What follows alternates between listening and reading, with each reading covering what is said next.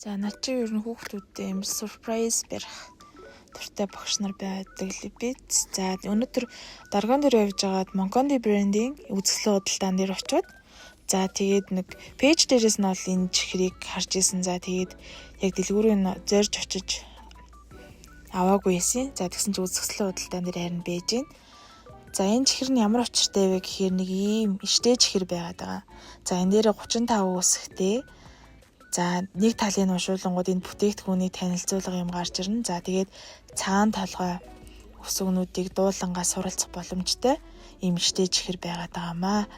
За тэгээд энэ хоёр талыг бас ингээд аваад хуулаад доороос нь хуулаад гарн дээрээ бас наагаад тэгээд тэрнээс уншуулчих боломжтой юм байлээ. За тэгээд яаж уншуулах юм бэ? Уншуулахаар юу харагдах юм бэ гэдгийг та бүхэнд үргэлжлэлээс харуулъя.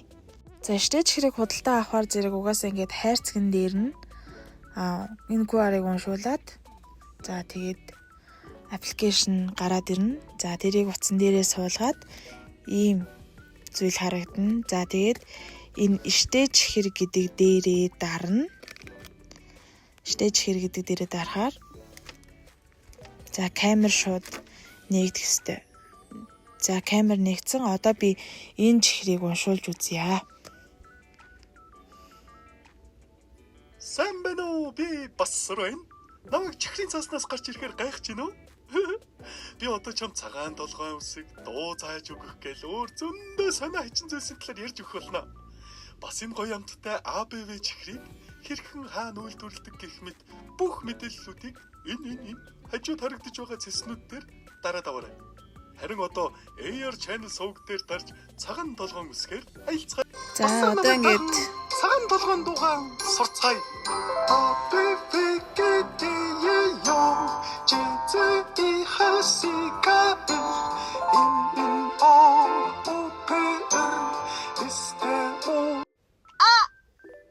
Алим, Анаш, одоо зурагнуудаа нэрлэе. Дагаад хэлээрээ. Арслан, бал, имэл,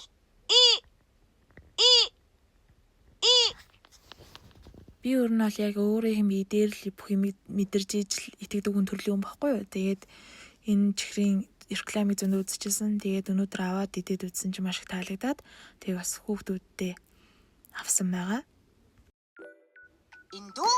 За зүгээр нэг иштэй чихэрний ингээд зургийг уншуулад юм хөөрхөн сонирхолтой байдлаар хүүхдүүдтэй хичээлийн бас давтуулах боломжтой байгаад байна шүү дээ.